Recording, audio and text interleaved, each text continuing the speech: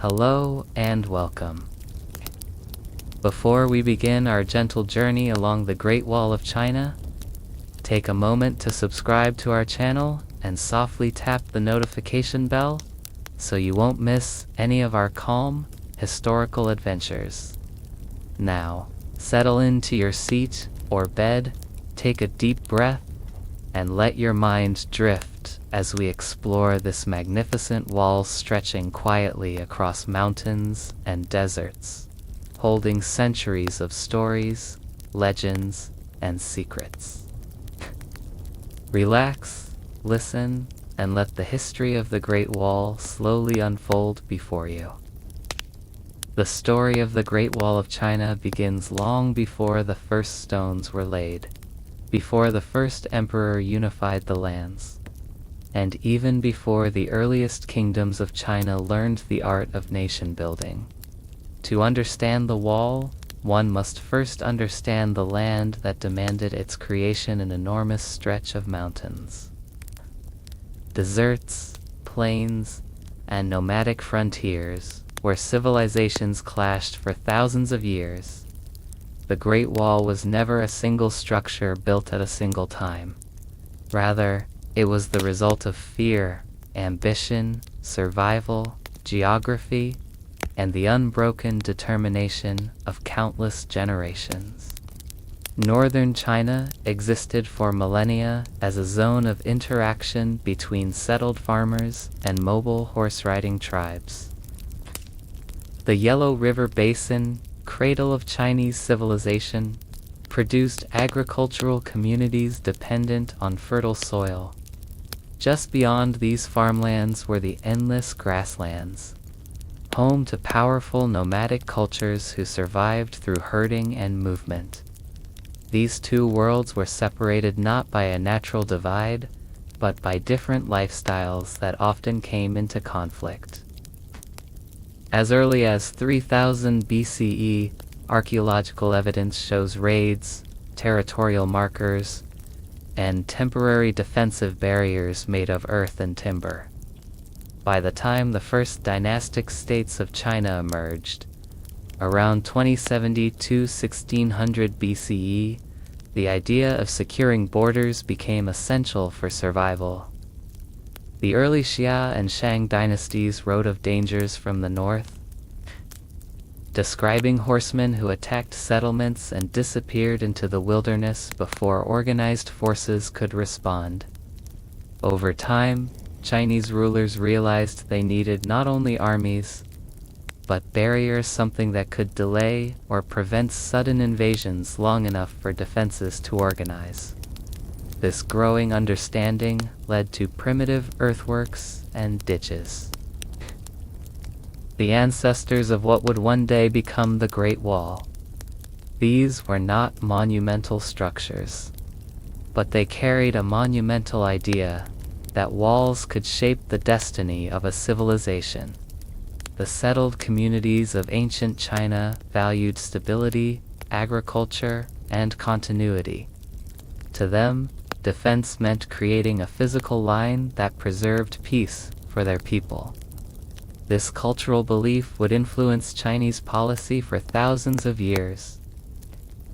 Before the Great Wall existed as we know it, China was divided into numerous small states, each with its own ruler, army, and territorial boundaries.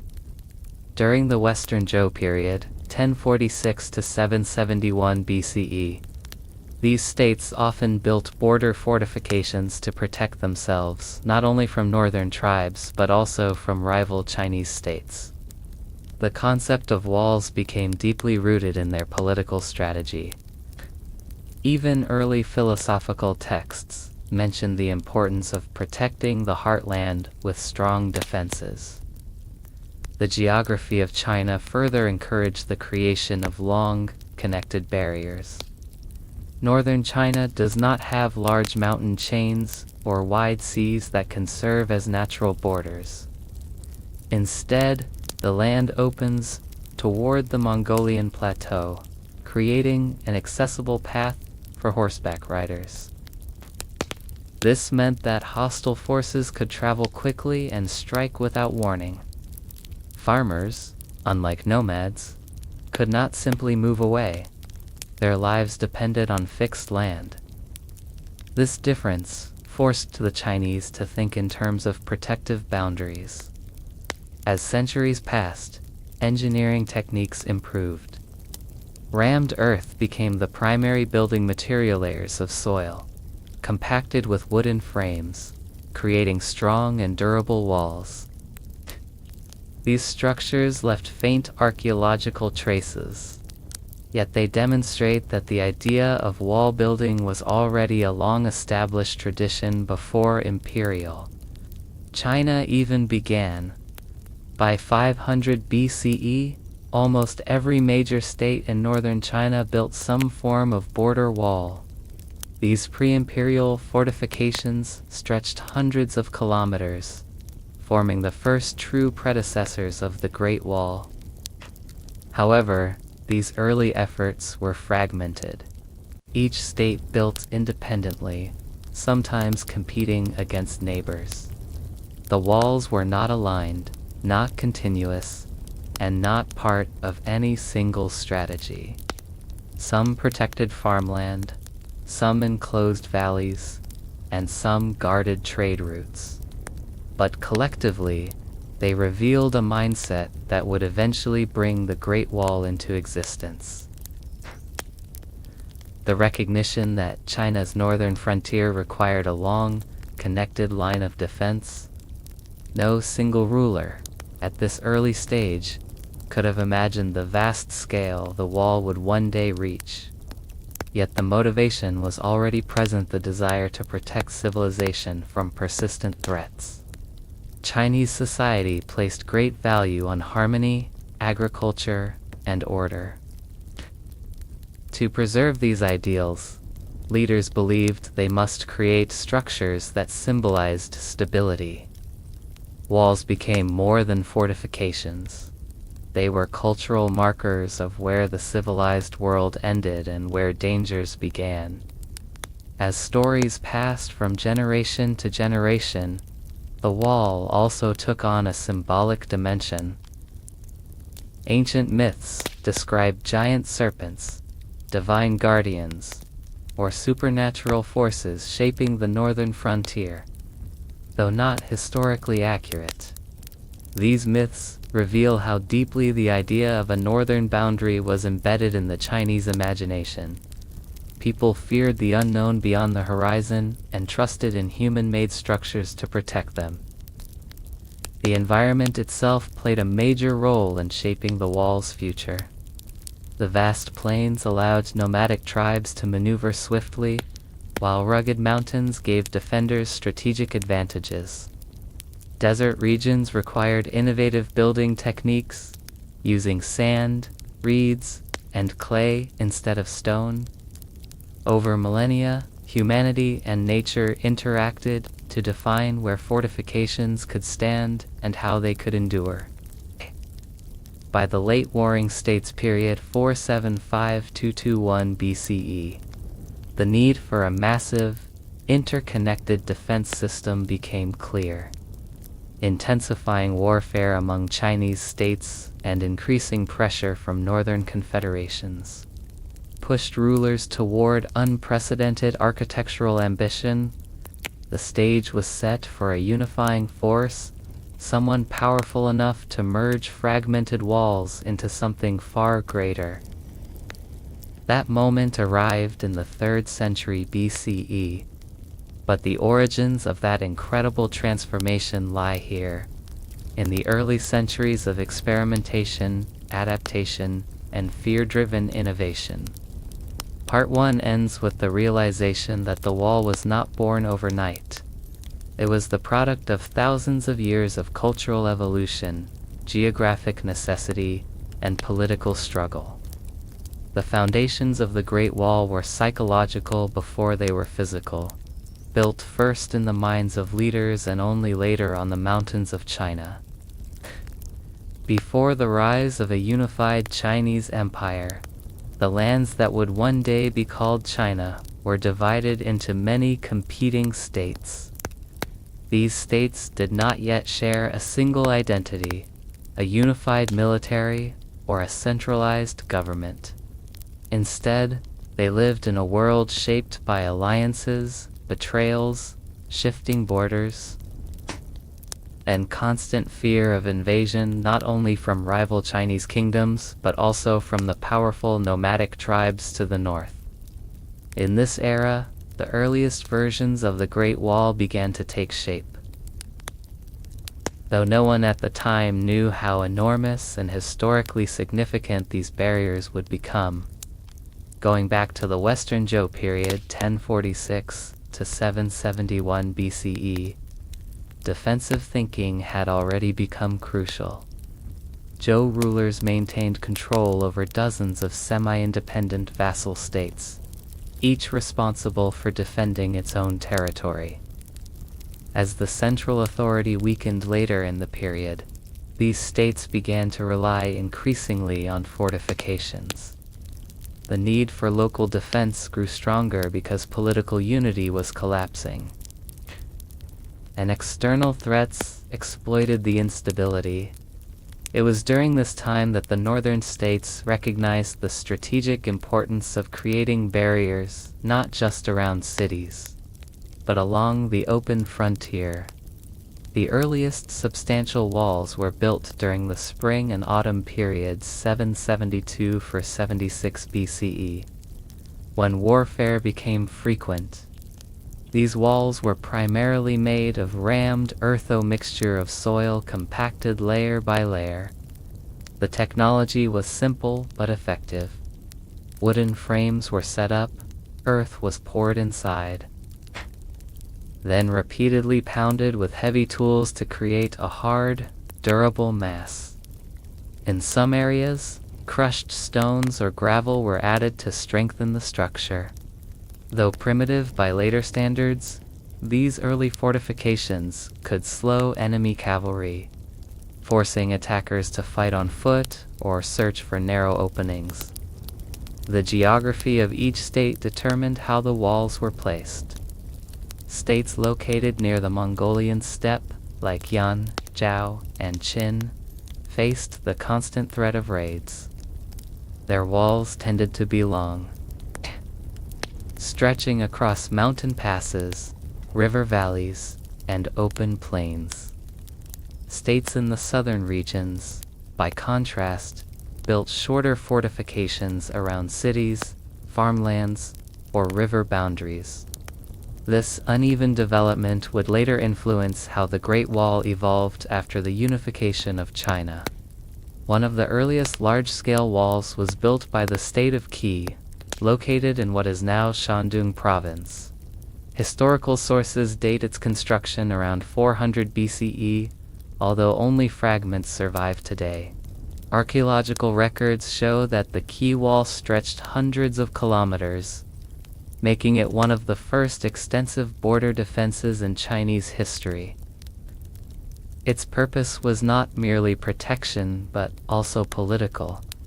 It declared Qi's dominance and warned rivals to stay away. At the time, building a long wall required immense resources, thousands of laborers, months of coordination, and a strong central authority. The fact that Qi achieved such a project shows how advanced its state structure had become. As the Warring States period 475–221 BCE intensified, the need for defensive walls reached a new level. This era was defined by fierce competition among 7 major states: Qin, Zhao, Yan, Wei, Han, Qi, and Chu. Each aimed to conquer the others and establish supremacy.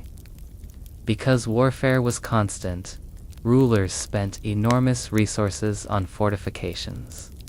The northern states, especially Zhao and Yan, were under increasing pressure from nomadic tribes such as the Xiongnu.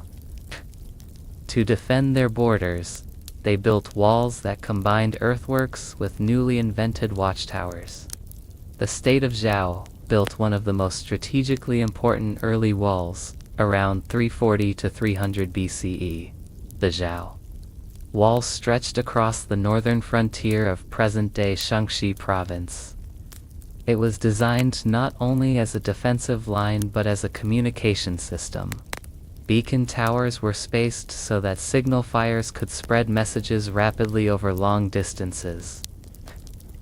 These towers represented a major innovation in military communication, allowing defenders to respond to threats far more efficiently than before.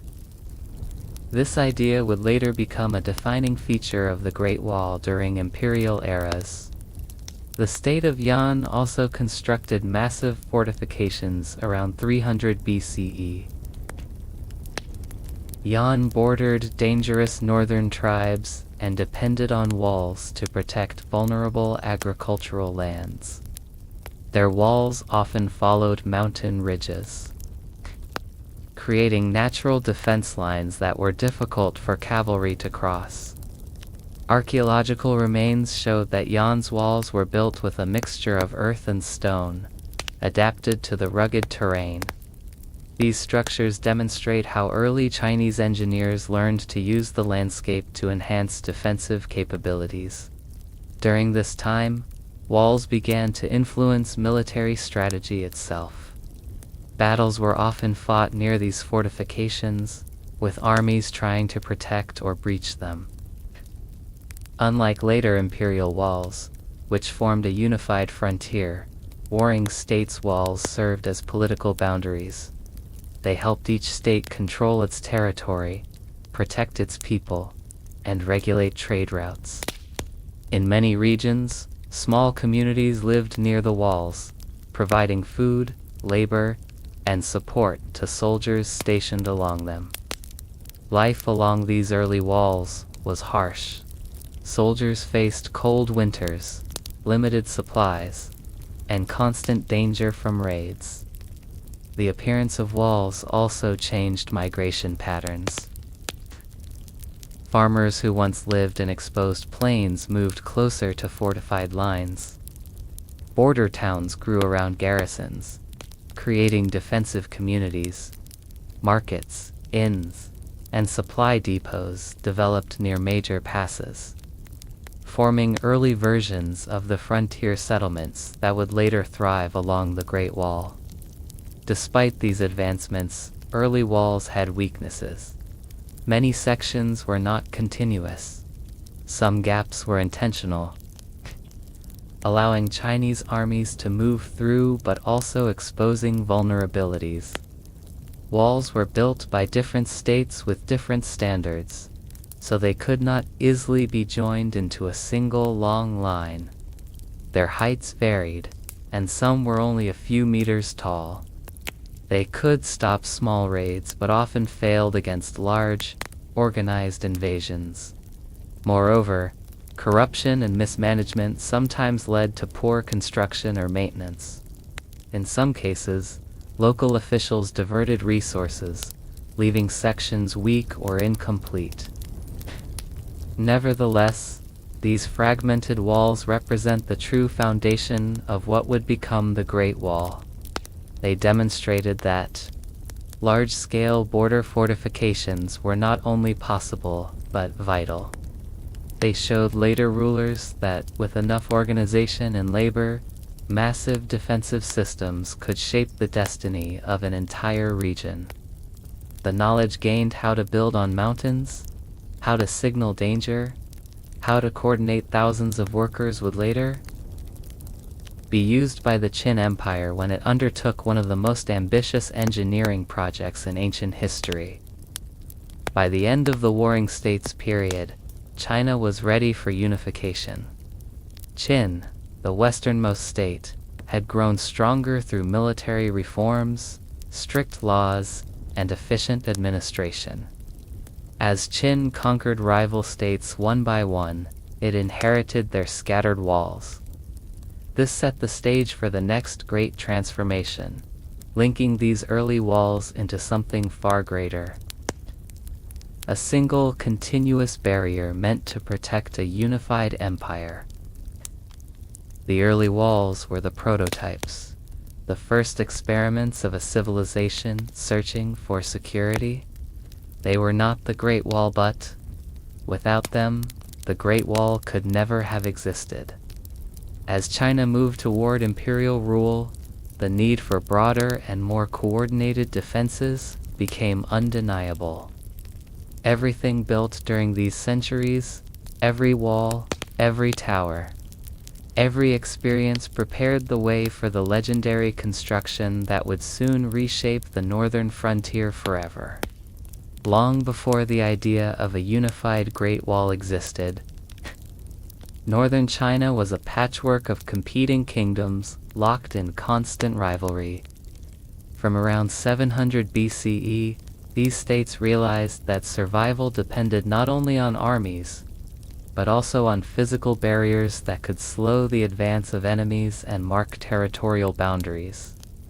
The earliest defensive structures were simple, consisting mostly of earthen ramparts created by pounding layers of soil until they became solid as stone.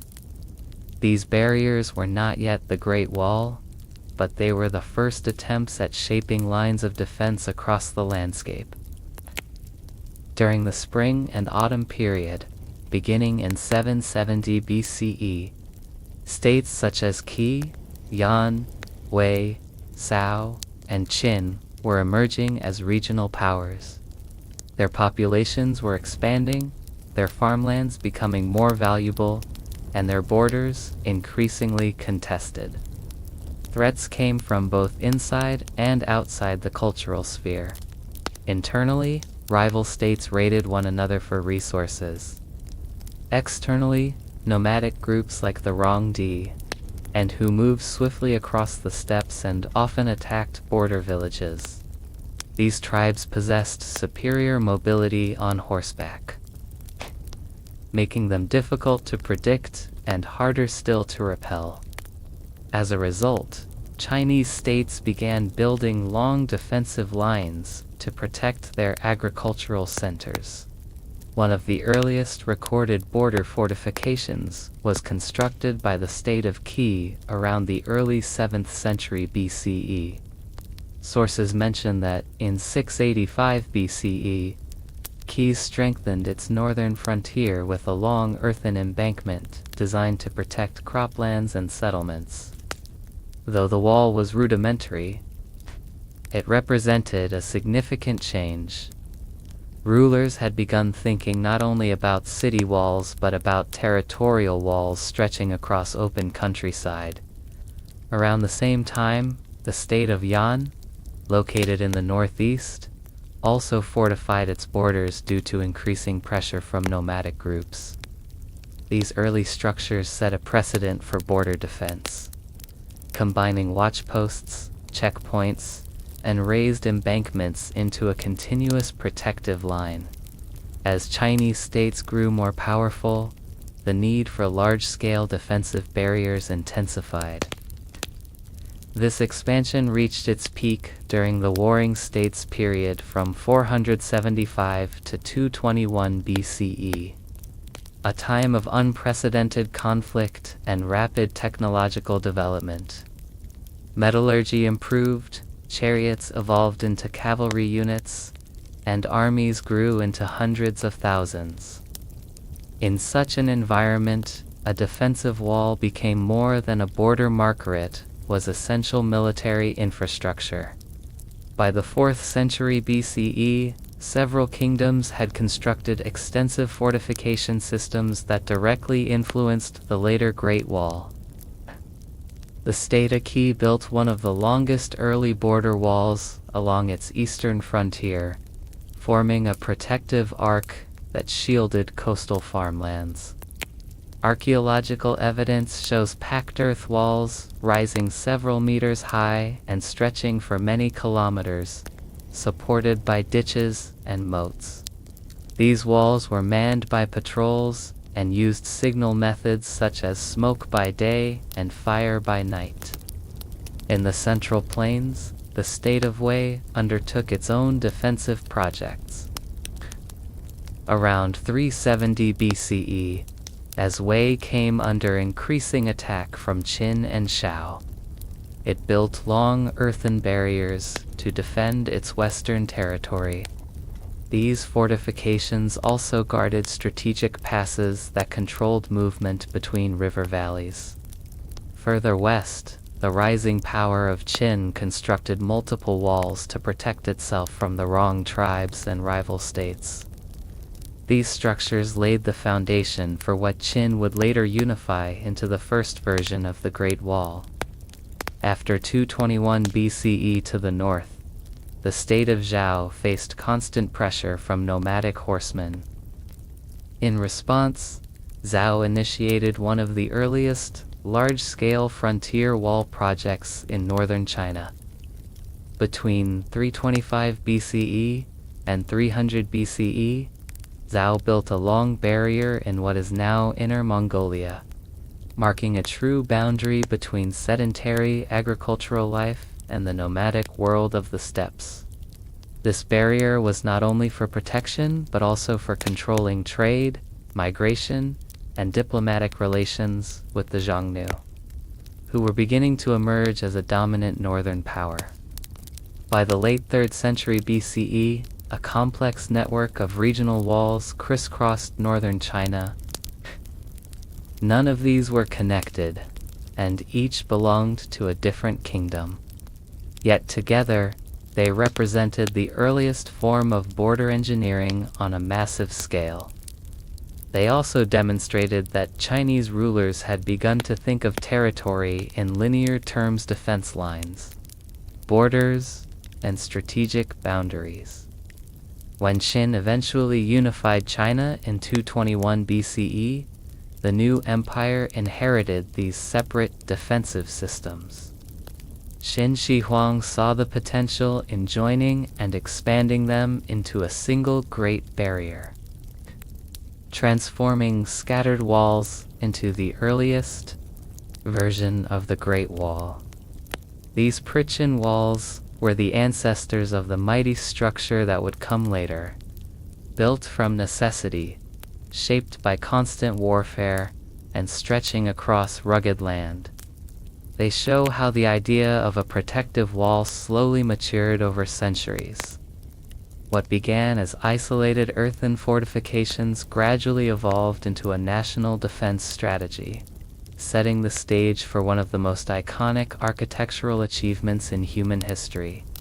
When Qin Shi Huang unified China in 221 BCE, the landscape of the northern frontier was already marked by scattered defensive walls built by earlier states. These walls belonged to Qi, Yanshao Wei, and Qin itself eats, constructed with different purposes, materials, and alignments. None of them were connected, and many lay abandoned or partially damaged after decades of warfare. Yet the new emperor saw in these fragmented structures the possibility of a single, continuous defensive line that could secure the northern frontier of his vast new empire. The unification of China was not only political but also territorial, and the Great Wall emerged as one of the first grand projects that expressed this transformation. Qin Shi Huang faced immediate pressure from the Xiongnu, a powerful nomadic confederation that was expanding across the northern steppes. The Xiongnu excelled in horseback archery, moving swiftly across open land, striking border settlements, and disappearing before armies could respond. For the newly unified Qin Empire, these raids threatened stability in the frontier regions that supplied grain, horses, and manpower. To address this problem, the emperor approved a massive engineering enterprise, repairing existing northern walls and connecting them into one extended line. This was not intended to create a monumental stone wall, but to form a functional military barrier capable of slowing invasions and giving Qin soldiers time to respond. Between 221 BCE and 214 BCE, hundreds of thousands of laborers were mobilized. Many were convicts, prisoners of war, or peasants who owed corvée service to the state.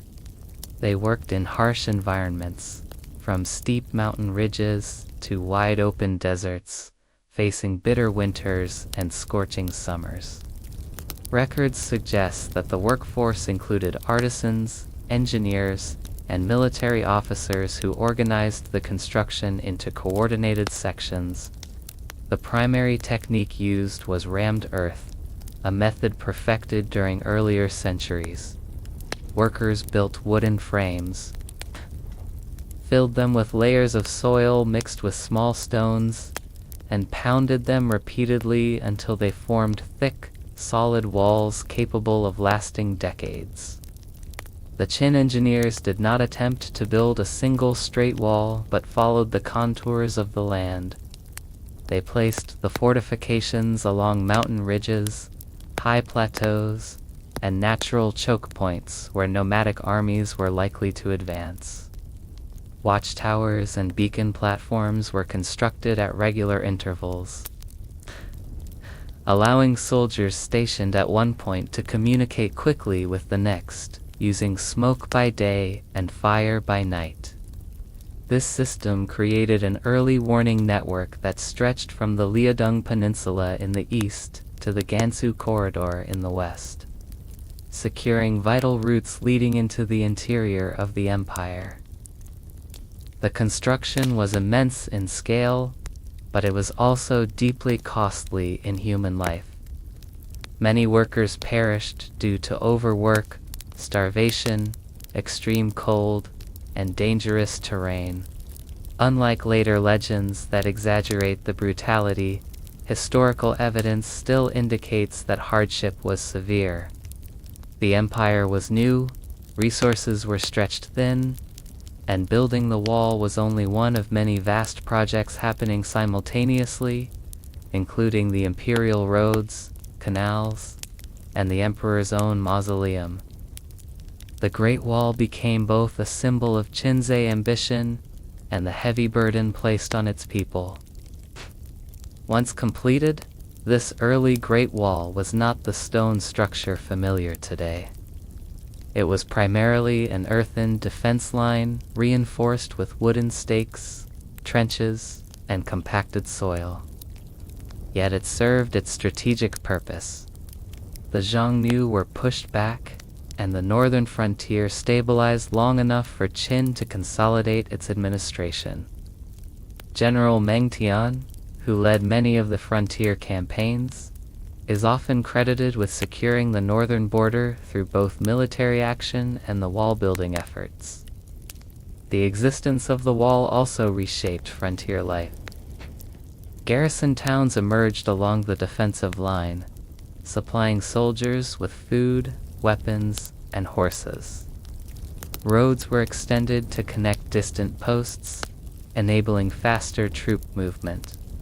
The presence of thousands of stationed soldiers encouraged trade, settlement, and agricultural expansion in regions previously considered too dangerous.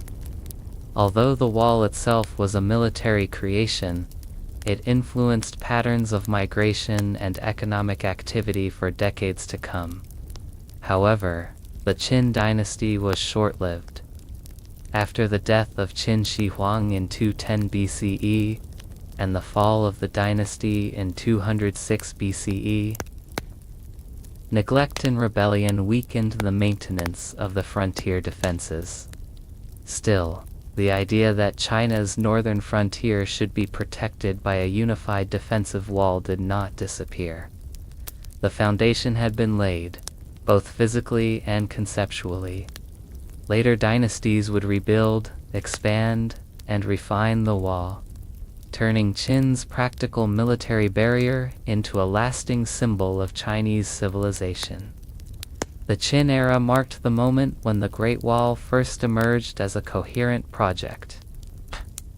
Born from political unification and created under urgent military pressure, it was the first time that disparate regional walls became a single frontier line. Though crude in appearance compared to later constructions, The Qing Great Wall represented a revolutionary step in military engineering and imperial strategy. It established the template that future dynasties would follow for nearly 2,000 years. When the Qin dynasty collapsed and the Han dynasty rose in 206 BCE, the empire inherited both the threat of the Xiongnu and the vast stretches of frontier that Qin had struggled to control. The Han rulers quickly realized that maintaining stability in the north required more than simply repairing old walls. They needed a long-term strategy that combined military power, diplomacy, settlement, and infrastructure. Thus, the Han era became one of the most transformative periods in the history of the Great Wall. Expanding it deeper into the western deserts and integrating it into a broad imperial system. In the early years of the Han dynasty, the Xiongnu Confederation grew stronger under their leader Modu Chenyu. Their cavalry forces moved freely across the steppe, attacking frontier towns and capturing people, livestock, and goods. The Han court, exhausted by civil war, initially tried to avoid confrontation. They adopted a policy of Hekin, a diplomatic arrangement that offered gifts, silk, and princesses in marriage in exchange for peace. But this strategy failed to provide long-term security. Repeated raids convinced Emperor Wu, who came to the throne in 141 BCE, that the northern frontier needed stronger protection, backed by a clear military stance. Under Emperor Wu, the Han dynasty launched a series of campaigns to push the Xiongnu back and secure the vital regions of the northwest. As part of this effort, the empire extended and rebuilt large sections of the Great Wall. This expansion did not aim to create a single unbroken line, but to protect strategic routes, river valleys, and passes that controlled movement in the frontier. The Han engineers used rammed earth as their predecessors had, but they also experimented with new materials in desert regions. Mixing gravel, reeds, and sand to form durable layers that could survive the harsh climate. The most significant development of the Han period was the extension of the wall into the Hexi Corridor, a narrow ribbon of land between mountains and desert in what is now Gansu province. This corridor became the heart of the ancient Silk Road, connecting China with Central Asia. Controlling it meant controlling trade, communication, and the movement of foreign envoys. To secure this region, the Han built fortified walls, beacon towers, and command posts stretching westward from present-day Ningxia to the edge of the Gobi Desert. These outposts were linked by roads that allowed soldiers, officials, and merchants to travel quickly between settlements. Along this frontier, the Han established a network of garrison farms known as Tunshan, where soldiers and families cultivated grain to support the military. These farms not only supplied food but also encouraged permanent settlement in the frontier. Gradually, towns emerged alongside the defensive lines. Some became vibrant communities where Han settlers, nomads, and traders interacted. Archaeological discoveries, including wooden tablets and military records preserved by the dry desert climate, revealed daily life filled with patrol duties, ration distribution, border inspections, and trade with neighbors. The Han dynasty also developed a sophisticated communication system. Beacon towers stood at intervals designed to ensure that smoke signals could be seen from one outpost to the next, allowing urgent messages to travel rapidly across hundreds of kilometers. The frontier commanderies such as Dunhuang Juquan and Zhangga became centers of military administration, managing troops, supplies, and diplomatic missions to Western kingdoms. These regions played a crucial role in China's expanding relationship with Central Asian states like Diwan, Gwangju, and the Uizi. Though the Great Wall served a military purpose, it also functioned as a marker of cultural boundaries. Inside the wall lay the agricultural world of the Han people. Beyond it lay the open grasslands of nomadic tribes whose lifestyles were deeply different. The wall formed a symbolic divide between settled civilization and the shifting world of the steppe, though trade and diplomacy often blurred this line. The wall did not stop every raid no wall ever could, but it slowed invaders, provided early warning, and allowed the Han armies to respond more effectively. During the later Han period, political instability and rising internal conflict weakened frontier defenses. Resources were diverted to suppress rebellions and manage natural disasters. Nevertheless, the structures built in the Han era remained critical for centuries. Even after the dynasty collapsed in 220 CE, the network of fortifications, garrisons, and settlements continued to shape the northern frontier. The Han dynasty's contribution to the Great Wall was greater than mere construction.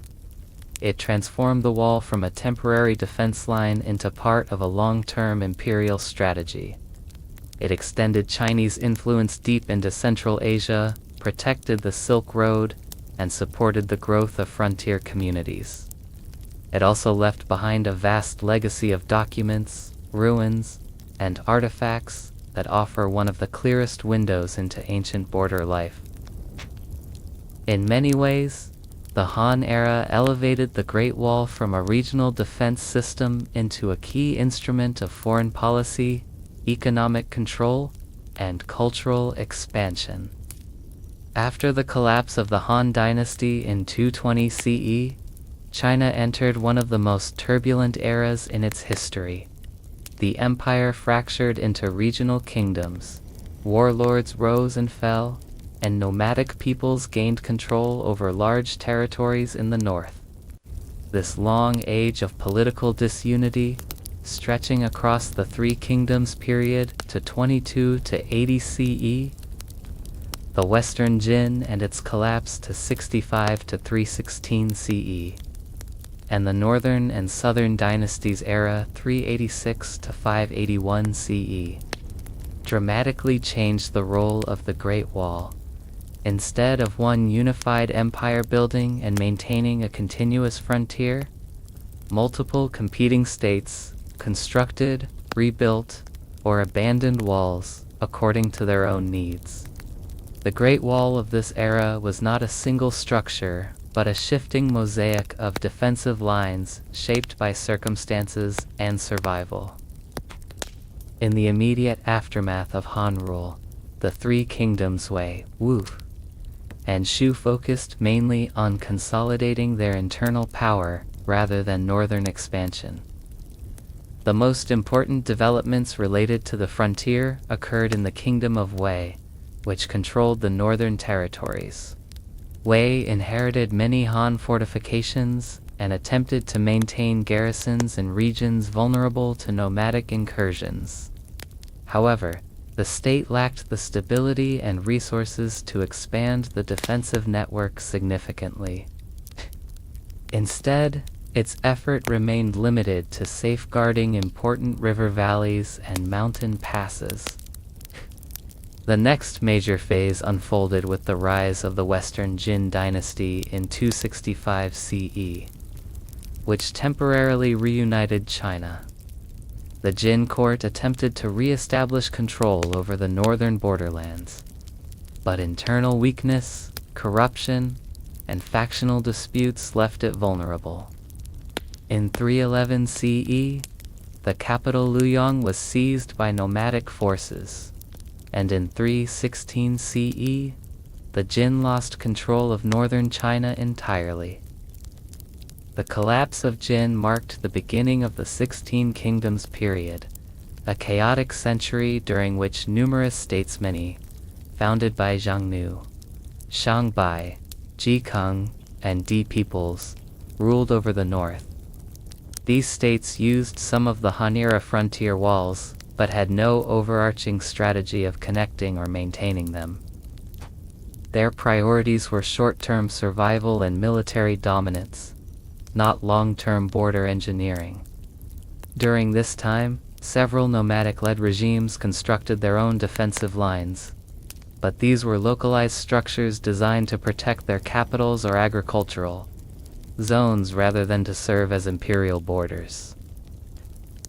The concept of the Great Wall as a symbol of cultural separation did not vanish, but it lost its practical meaning because authority was so fragmented.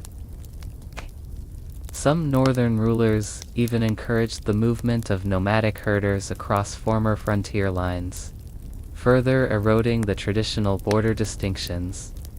A major turning point came with the rise of the Northern Wei dynasty in 386 CE, founded by the Xianbai people.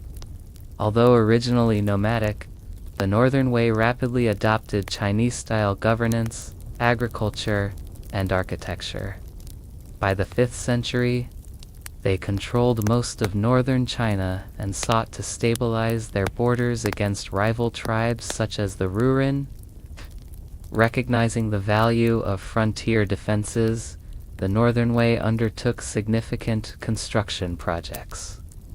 Between 423 and 446 CE, they rebuilt and expanded several wall sections across what is now Inner Mongolia, Hebei, and Shaanxi. These new walls combined rammed earth with stone in key areas and were supported by watchtowers and moats.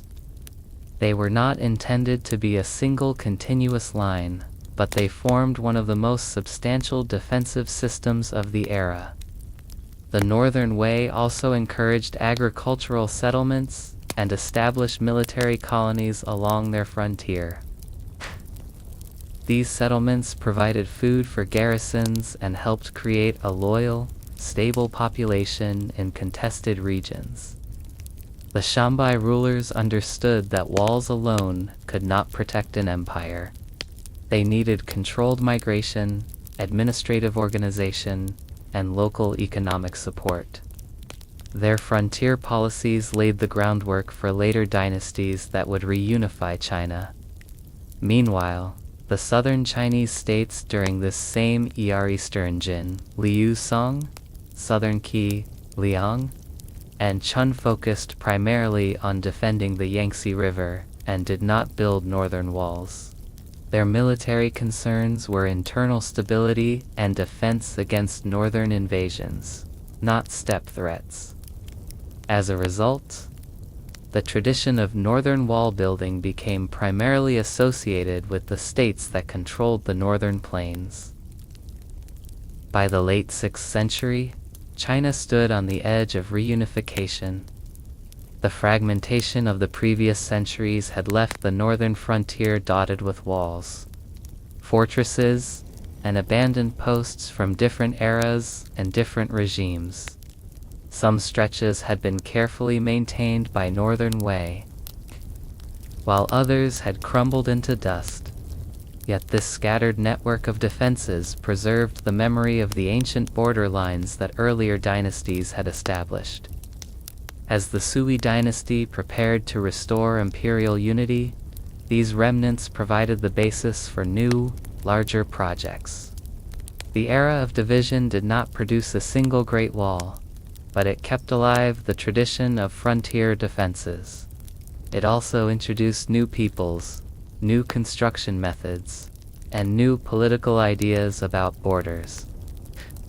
The states of the north learned from both Chinese agricultural society and nomadic steppe culture, blending strategies and technologies.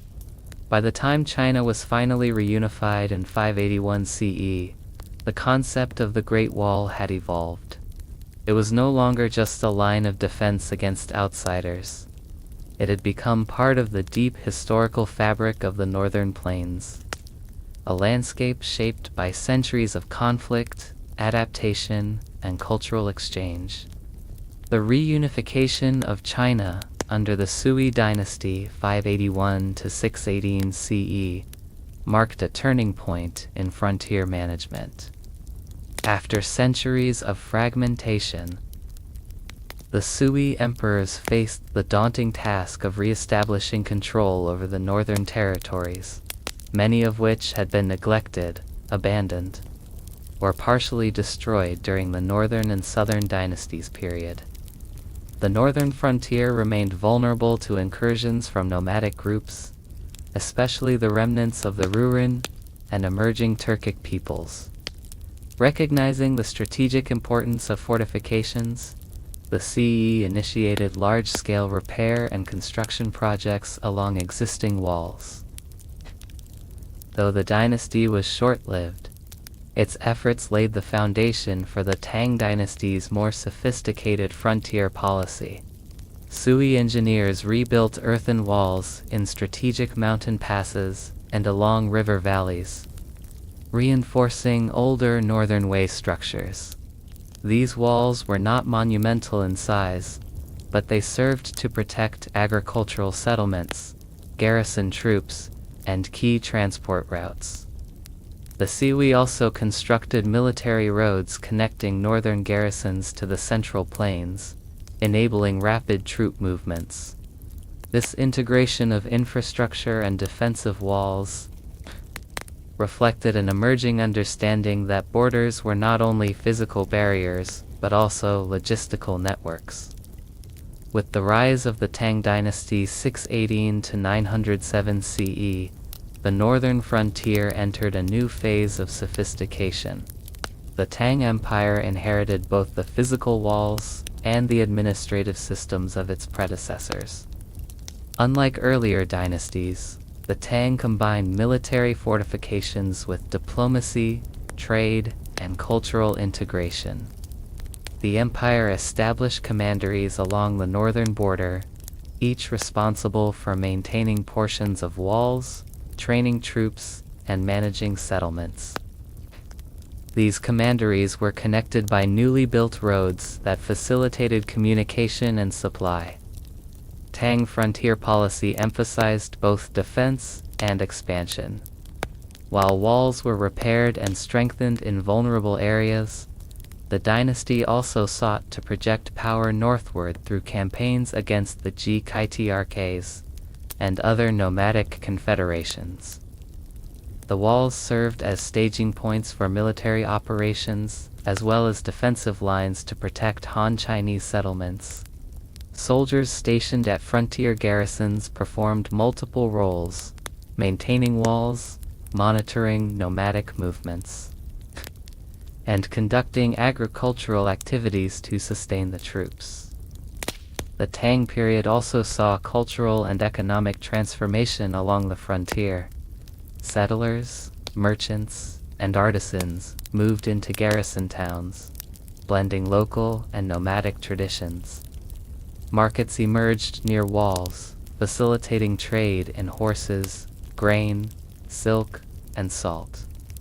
Religious and ritual practices became integrated into daily life, with shrines erected at strategic passes and towers to seek divine protection against invasions.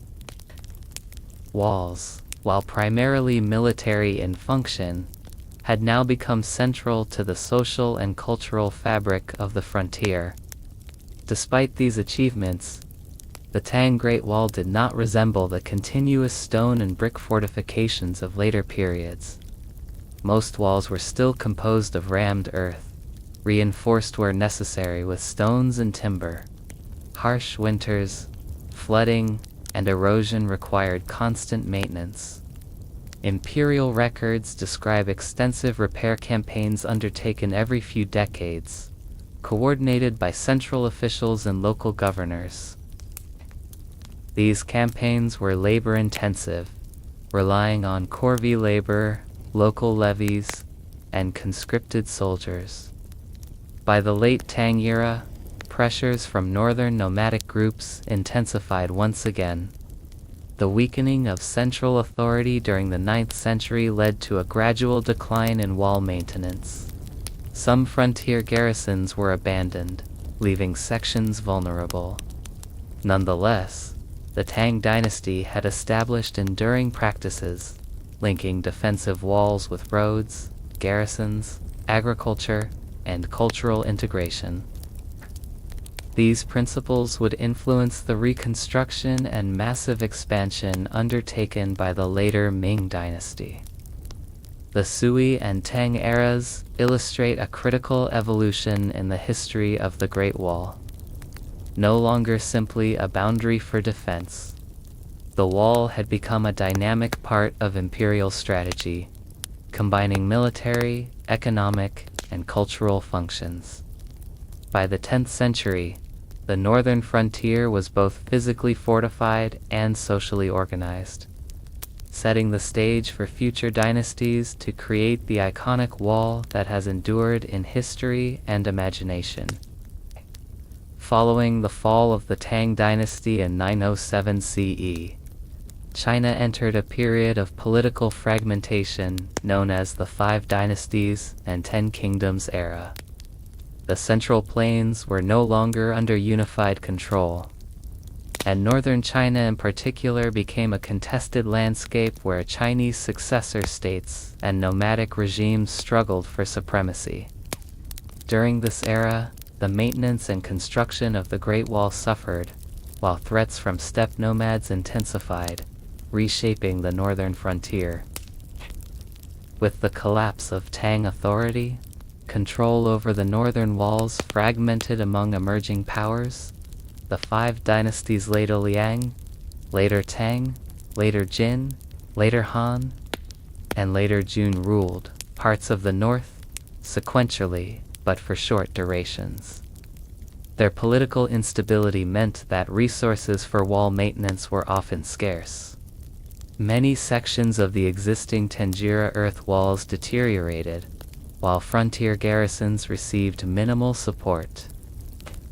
The walls that survived largely consisted of earthen embankments reinforced in critical mountain passes, with fewer soldiers and diminished patrol networks. During this same period, northern nomadic groups such as the Heathen and the remnants of the Tatar confederations became increasingly assertive. They conducted raids across the northern plains, exploiting gaps in the weakened defensive lines. The instability encouraged the Hettan to consolidate their power in the northeast, ultimately leading to the formation of the Liao dynasty, 907 to 1125 CE, which would dominate much of northern China. The fragmented walls left behind by the tents were insufficient to deter these rising powers, highlighting the strategic limitations of uncoordinated defense during times of political chaos. Despite these challenges, some construction and repair continued, largely motivated by local rulers who sought to protect their territories. Fortifications were built near key passes, river crossings, and garrison towns. Earthen walls were supplemented with wooden watchtowers and small forts, often manned by regional militia or local conscripts. These measures provided limited protection and allowed border communities to continue farming and trading, but they lacked the centralized organization of earlier dynasties. Economically, frontier settlements struggled under the dual pressures of nomadic raids and the absence of strong imperial oversight. Agricultural production declined in many areas, while trade networks along the northern frontier were disrupted. Nevertheless, some towns managed to maintain markets that facilitated exchanges with nomadic groups, including horses, furs, and grain. These interactions reinforced the frontier as a zone of both conflict and cultural contact. Culturally, the era left a lasting impression on perceptions of the Great Wall. Stories, songs, and local legends began to emphasize the vulnerability of the frontier and the bravery of soldiers stationed at remote garrisons. The wall became more than a military structure. It symbolized the enduring struggle to protect Chinese civilization against external threats during times of political fragmentation.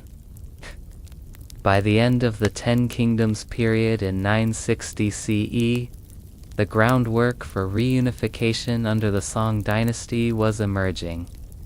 Though the northern frontier remained contested and partially fortified, the experience of fragmentation underscored the importance of maintaining continuous and well-managed walls. Lessons learned during this era would inform later strategies, particularly when the Song dynasty attempted to defend against the Khitan Liao and the Tonggachi Xia, and ultimately during the massive Ming dynasty reconstruction that would define the iconic form of the Great Wall we recognize today. After the reunification of China under the Song dynasty in 960 CE, the northern frontier entered a period defined less by massive wall building and more by strategic diplomacy, fortification of passes, and military innovation. The Song rulers inherited a northern border that was fragmented and vulnerable, with remnants of tank and pritang walls still in place but often neglected or partially destroyed. Unlike earlier dynasties, the Song faced the additional challenge of powerful nomadic states, particularly the Khitan Liao dynasty, the Tonggachi Xia, and later the Jurchen Jin dynasty, which demanded both military readiness and sophisticated defensive strategies. The northern Song frontier stretched across modern-day Hubei, Shaanxi, and Inner Mongolia, with strategically important passes such as Shanghai Guan, Yanmen Pass, and the Datong Corridor. Rather than focusing on continuous wall construction, the Song emphasized fortifying key passes and constructing smaller-scale walls to control troop movements. Earthworks were often combined with stone foundations in mountainous regions, and watchtowers were strategically placed to provide early warnings of raids. Beacon systems remained crucial, allowing messages of invasion to travel quickly to command centers in the interior. The Song military relied heavily on fortified cities, garrisons, and rivers as defensive lines, using walls to supplement these natural and urban defenses. Fortified towns served as supply hubs for troops and safe havens for frontier populations. The dynasty also experimented with defensive technologies, including improved crossbows, early gunpowder weapons, and sophisticated signal systems. While these innovations did not replace walls, they changed the way frontier defense was conceptualized, making fortifications part of a larger military and administrative network rather than isolated physical barriers. Economically, the Song frontier was supported by a complex system of taxation and logistics. Supplies of grain, horses, and weapons were transported along roads connecting interior provinces to northern garrisons. Settlements were encouraged near fortified passes to maintain a civilian presence that could support troops and act as an early warning network. Local populations often participated in wall maintenance, garrison support, and minor construction projects, creating a hybrid civilian-military frontier economy. Despite these efforts, the Song faced persistent threats. The Khitan Liao dynasty in the northeast maintained mobile cavalry forces capable of bypassing walls, while the Tonggachi Xia in the northwest challenged Song control in the Hexi corridor. The inability to fully secure the northern frontier contributed to repeated treaties, concessions, and periods of tribute to nomadic powers. In many cases, the existing wall systems slowed invaders but could not stop them entirely. This highlighted a recurring theme in Chinese history. Walls were effective only when integrated with active military forces logistics, and political strategy. Culturally, the Song era continued the symbolic importance of the wall poems. Historical accounts and local chronicles emphasized the northern border as both a military and cultural frontier. Soldiers stationed along the walls became subjects of folklore, celebrated for bravery in protecting the heartland. The notion of a boundary separating Chinese civilization from nomadic lands became firmly embedded in political consciousness. Even as the physical walls themselves were patchy and incomplete, by the late Song period, the north was increasingly dominated by the Jin dynasty, which captured much of northern China, including the former wall regions. The Song were pushed south to the Yangtze River, marking a temporary retreat from the northern frontier. Although the Song built and maintained fortifications in strategic areas, the inability to control the full northern boundary demonstrated the limitations of fragmented, small-scale walls against organized, mobile nomadic armies. Nevertheless, the Song experience preserved the administrative and military practices necessary for future reconstruction, leaving knowledge of wall construction, garrison management, and frontier logistics to the dynasties that would follow. The rise of the Yuan dynasty, established by Kublai Khan in 1271 CE, marked a dramatic shift in the northern frontier's role in Chinese history. Unlike earlier Chinese dynasties, the Yuan was ruled by a Mongol elite whose power depended on mobility, cavalry warfare, and control of vast steppes rather than static fortifications. By conquering the Song dynasty in 1279 CE, the Mongols unified China under a single authority, yet their approach to the Great Wall differed fundamentally from their predecessors. For the first time in centuries, large stretches of the northern walls fell into neglect. During the Yuan period, the Mongols controlled northern China and the steppe frontier through military patrols and fast-moving cavalry units, rather than fixed walls. The earthen barriers that had been painstakingly built and maintained during the Han, Tang, and Song eras were of limited use to a regime whose strength lay in mobility. While some passers and garrisons continued to function, the focus shifted to patrolling open terrain and managing the movement of troops across long distances. Watchtowers and beacon systems remained in operation in key strategic areas, but received minimal maintenance compared to earlier periods. The Yuan rulers' indifference to wall construction reflected both military pragmatism and political strategy. The Mongols relied on a network of fortified cities, administrative posts, and supply depots to control northern China. The concept of a wall as a continuous defensive line was less relevant when the ruling elite themselves were descendants of the nomadic steppe culture. The Great Wall, in many regions, became a relic. Its ramdirths, embankments, eroded by time and neglect, and garrison towns, depopulated as soldiers and civilians migrated to more secure urban centers. Despite the reduced role of walls, the Yuan dynasty had lasting effects on the northern frontier.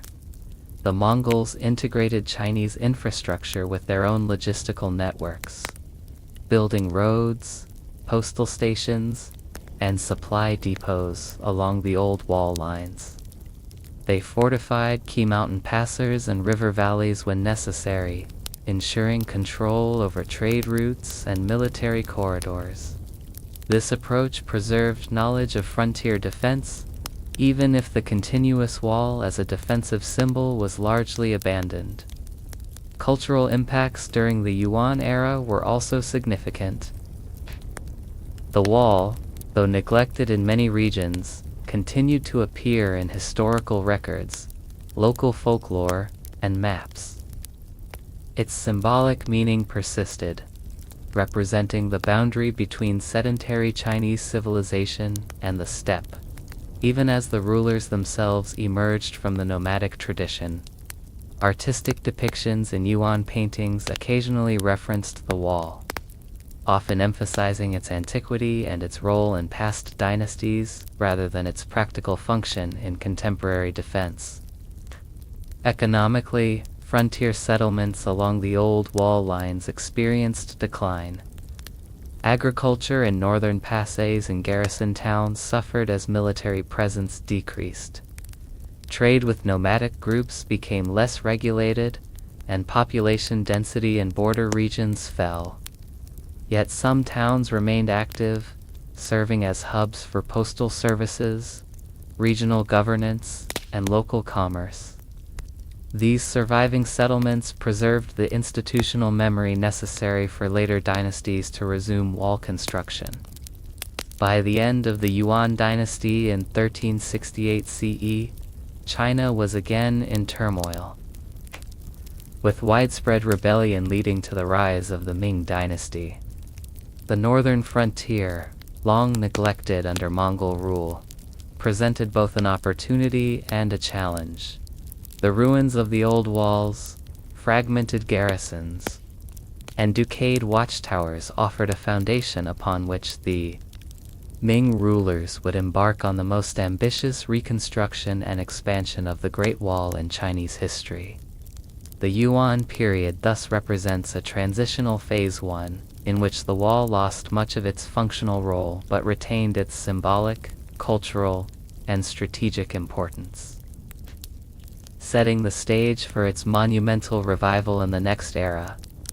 With the establishment of the Ming dynasty in 1368 CE, China regained political stability after decades of rebellion and foreign rule.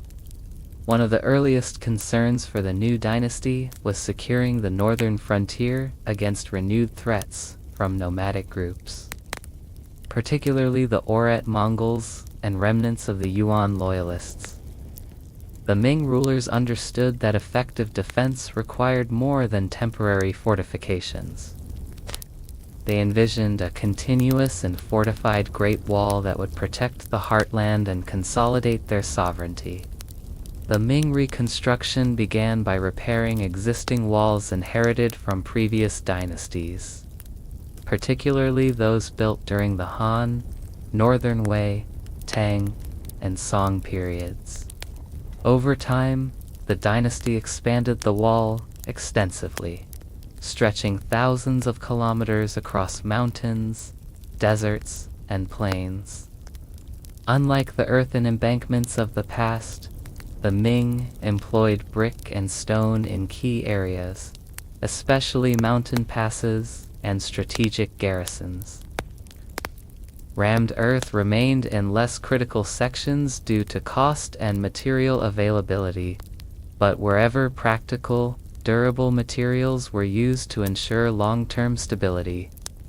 The construction of the Ming Great Wall was an enormous logistical undertaking. Tens of thousands of laborers, including soldiers, convicts, and peasants, were conscripted to build, repair, and maintain the wall. Stone was quarried from nearby mountains, bricks were fired locally, and timber was transported from distant forests. Workers faced extreme challenges: treacherous mountain terrain, harsh winters, scorching summers, and the ever-present threat of attack from nomadic raiders.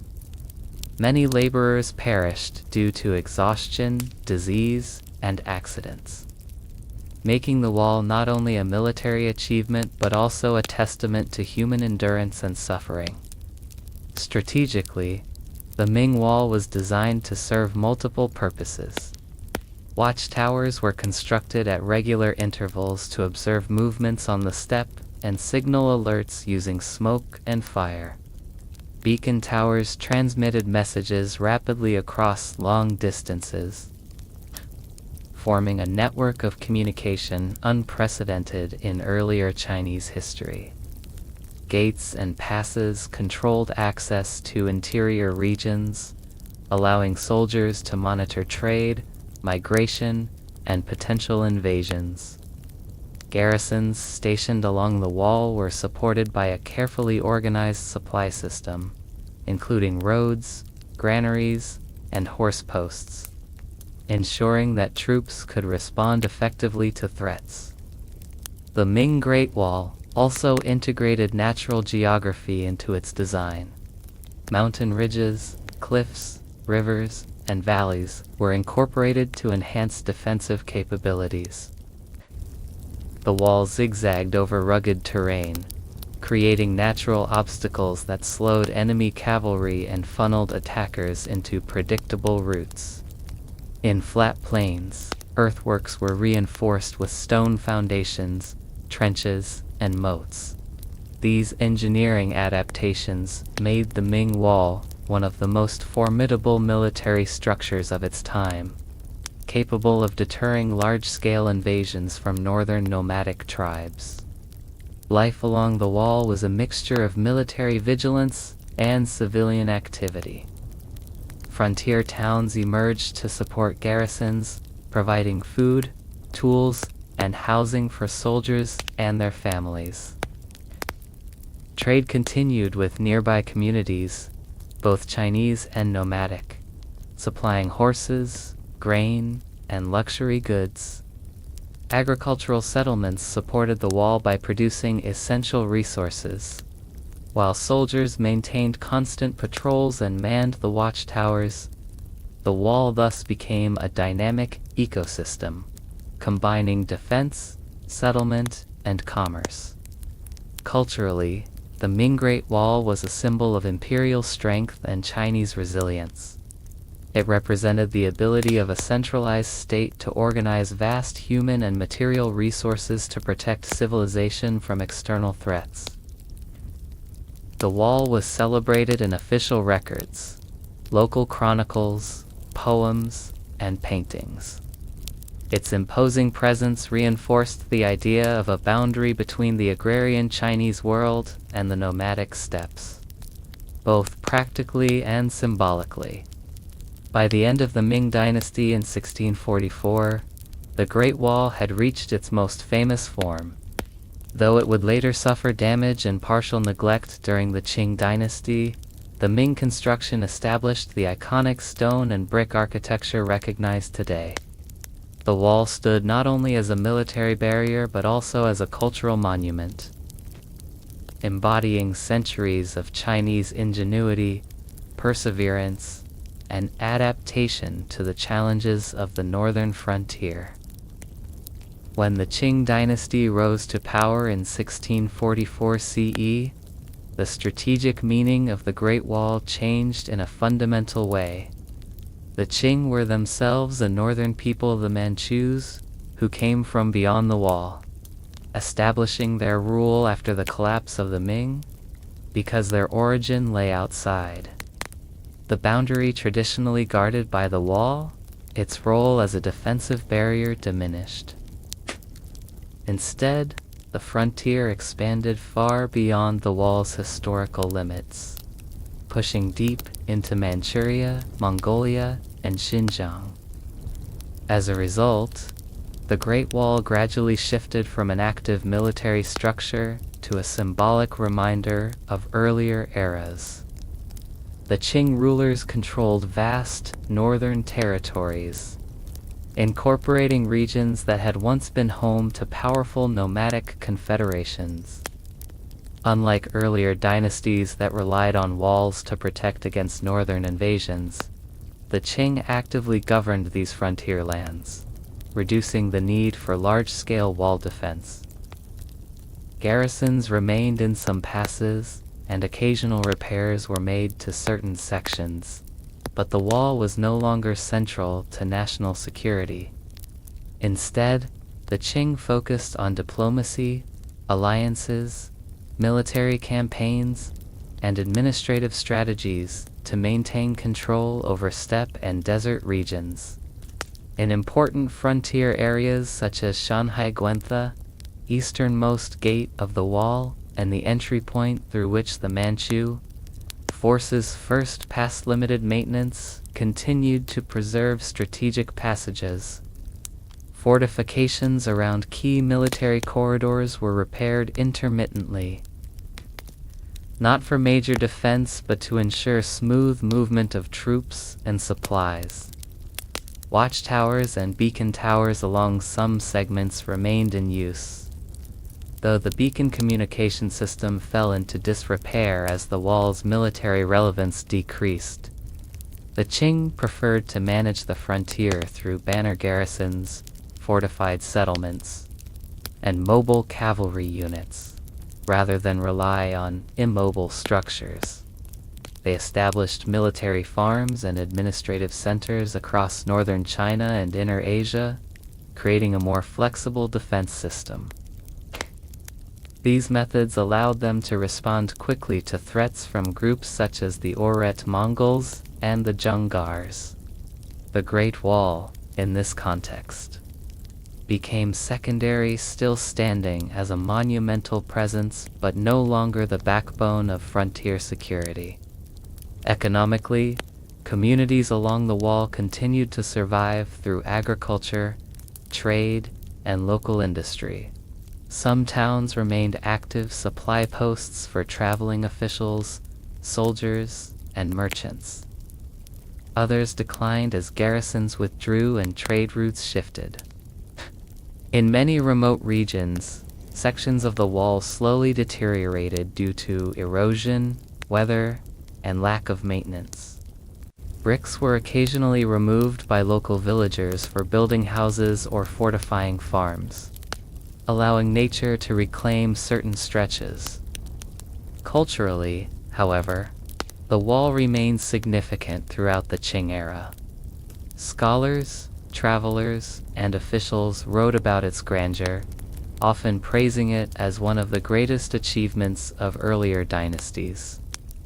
Painters depicted the wall in landscapes that emphasized its scale and the rugged terrain it crossed. Poets used it as a metaphor for endurance, separation, or the passage of time.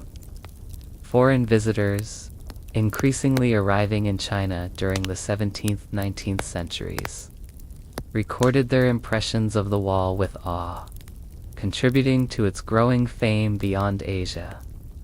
As China began to interact more heavily with European powers in the 19th century, the Great Wall gradually became a symbol of the nation's deep history and cultural identity. Even though the Qing dynasty faced crises such as the Opium Wars, internal rebellions, and encroaching imperialism, the wall continued to represent a connection to China's past. Yet practically, the Qing had neither the resources nor the need for major reconstruction, leaving the wall largely as an ancient monument rather than a functioning military barrier. By the end of the Qing dynasty in 1912 CE, the Great Wall stood as a relic of earlier eras of border defense. Although fragmented and weathered, it remained one of the most striking architectural achievements in world history. Its stone and earth traces across mountains and plains reflected not just military needs but centuries of human labor, sacrifice, adaptation, and resilience. The Qing era marked the transition of the wall from an active defense system to a historical and cultural monument, setting the stage for its rediscovery, protection, and global recognition in the modern era. With the fall of the Qing dynasty in 1912 CE and the emergence of the Republic of China, the Great Wall entered a new phase in its long history. No longer a military barrier, it began to transform into a cultural monument, a subject of archaeological study, and eventually one of the most recognizable symbols of China in the modern world. This transition unfolded over decades of political upheaval, civil war, foreign invasion, and finally national reconstruction. In the early 20th century, the wall suffered from neglect as China struggled through internal conflict and invasion. During the warlord era 1916-1928 CE, many frontier regions lacked centralized governance, and sections of the wall deteriorated further. Local villagers continued to remove bricks and stones for house construction, unaware of the wall's future global importance. Nevertheless, scholars and explorers, both Chinese and Western, began documenting the wall more systematically. Their writings, maps, and photographs helped to revive public interest in its history and architecture. During the Second Sino-Japanese War 1937-1945 CE, the wall again found itself on the front lines. Battles occurred near several passes, most notably around Gubaku and Badaling, where troops used the ancient fortifications for cover and observation points. Although the wall could not serve as an effective defense against modern warfare, its presence in wartime photography and battlefield accounts deepened its role as a national symbol of endurance. After the founding of the People's Republic of China in 1949, the wall gradually shifted from an overlooked ruin to a protected cultural asset.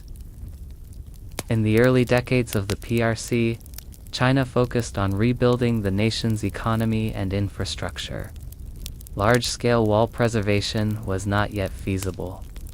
However, the Great Wall remained a powerful symbol in textbooks, literature, and patriotic art, representing unity, strength, and China's ancient civilization.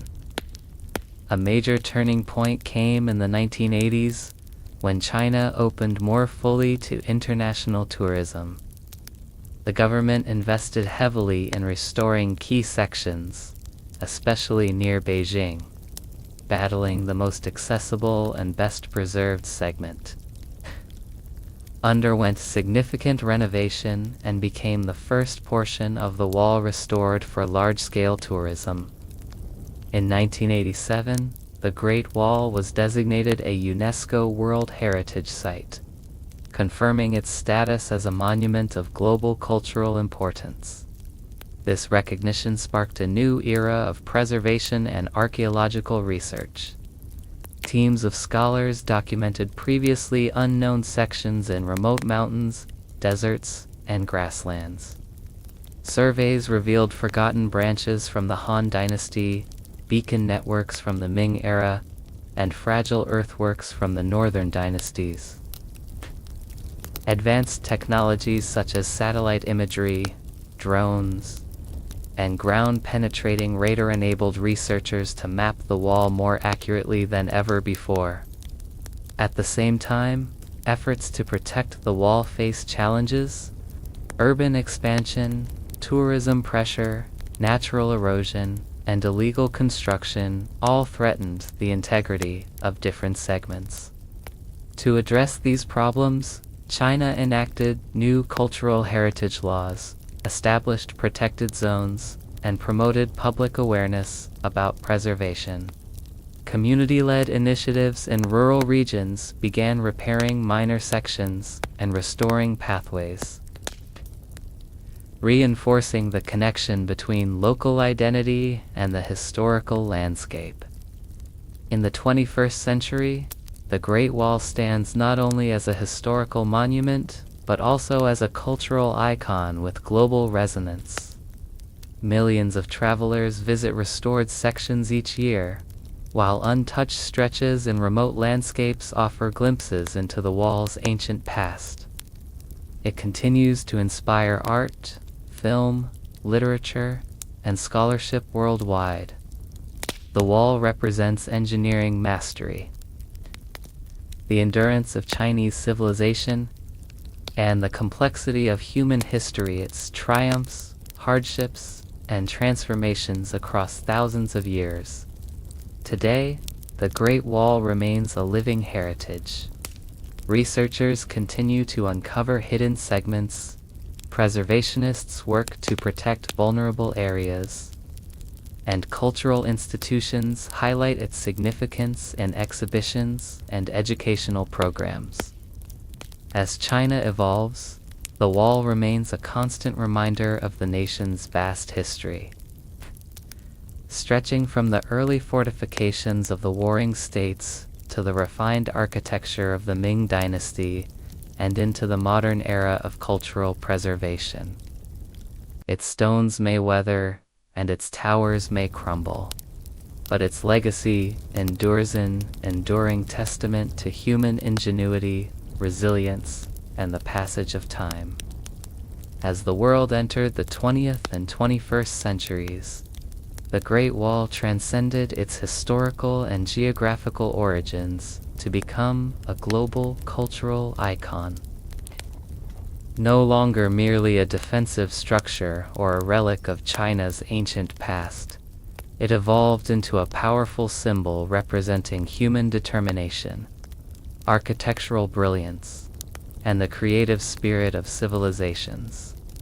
This transformation unfolded through international scholarship, global media, popular myths, and the rise of tourism.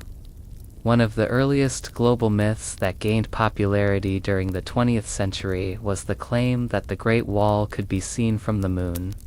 Although scientifically inaccurate, the myth captured the imagination of millions, reinforcing the wall's reputation as one of the world's most extraordinary man-made creations. Despite being debunked by astronauts and scientists, the myth persisted for decades. Highlighting the sense of awe the wall inspired far beyond China's borders. During the post-World War II era, as international travel increased and cultural exchange deepened, the Great Wall became a focal point for writers, filmmakers, and artists. Documentaries showcased its vast length, winding across mountains and deserts. Photographers captured dramatic images of long, crumbling segments stretching into remote valleys. Films and novels used the wall as a backdrop for stories about war, love, exile, and exploration. Each interpretation added new layers to the wall's global identity, blending historical fact with creative imagination. In China, the wall occupied a central place in national cultural consciousness. School textbooks taught its history as a symbol of unity and resilience. Poets and painters reimagined the wall in works, celebrating the strength of the Chinese people.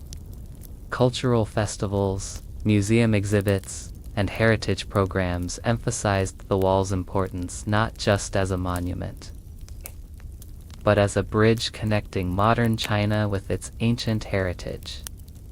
This cultural reverence intensified after the wall's UNESCO designation in 1987, which strengthened national pride and global recognition. The wall became a meeting point between cultures, drawing scholars and tourists from around the world. Anthropologists traced the lives of soldiers and villagers who once lived along the wall's shadow. Historians pieced together records from dynastic archives to better understand the wall's construction, administration, and daily operations. Architects studied its engineering methods, noting how ancient builders adapted to mountains, deserts, and river basins with remarkable skill. These academic efforts helped shape a new understanding of the wall as a complex, multi-layered system rather than a single uniform structure. At the same time, the wall's sheer scale and age fostered a sense of mystery that fueled creative narratives. Folk tales about spirits guarding the wall, stories of laborers whose lives were lost during construction, and legends of ancient heroes remained alive in villages near remote sections. Travelers walking through quiet mountain passes sensed the weight of history, imagining soldiers watching the horizon or messengers racing along the beacon towers. The wall became a canvas for storytelling, blending documented history with folklore, memory, and imagination. In the global tourism era, restored sections like Badaling Mutianyu and Jinshiling became major destinations. Visitors from all continents walked along the iconic battlements, experiencing firsthand the vastness and grandeur they had only seen in photographs. Meanwhile, adventurous explorers sought untouched segments in the Gobi Desert, Inner Mongolia, and the crags of Hubei and Shanxi, discovering stretches where time had barely moved for centuries.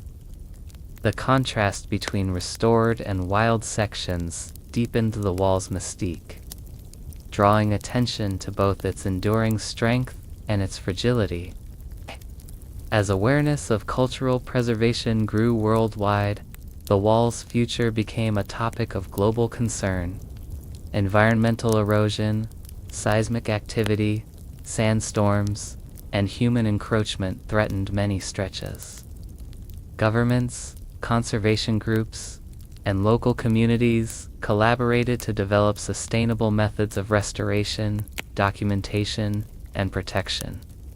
International partnerships emerged, reflecting the wall's worldwide significance as a shared piece of human heritage. In the modern imagination, the Great Wall stands as more than a historical structure. It represents the ambition of ancient builders, the struggles of frontier communities, the rise and fall of dynasties, and the enduring human desire to create something lasting. It is a reminder of how civilizations shape landscapes, in turn, shape civilizations. Across cultures and continents, the wall continues to evoke wonder, curiosity, and respect, securing its place not only in Chinese memory, but in the collective imagination of the world. In the decades following 1949, the Great Wall entered a new historical phase, no longer a relic of past dynasties, but a living symbol woven into the emerging identity of modern China. After the founding of the People's Republic, the wall became more than an architectural achievement. It transformed into a cultural anchor, a reminder of continuity through centuries of upheaval, revolution, and social change. In this period, the wall was reinterpreted through political movements, national campaigns, and cultural revitalization projects that reshaped how millions of people understood its meaning. During the 1950s and 1960s, the wall stood silently as China underwent massive reforms, industrial expansion, and ideological transformation. Though restoration was limited during political turbulence, the wall remained deeply present in literature, artwork, and patriotic teaching. Schoolbooks highlighted the wall as evidence of the perseverance and unity of ancient Chinese communities. Propaganda posters depicted the wall stretching across mountains, beneath bold slogans about collective strength and national pride.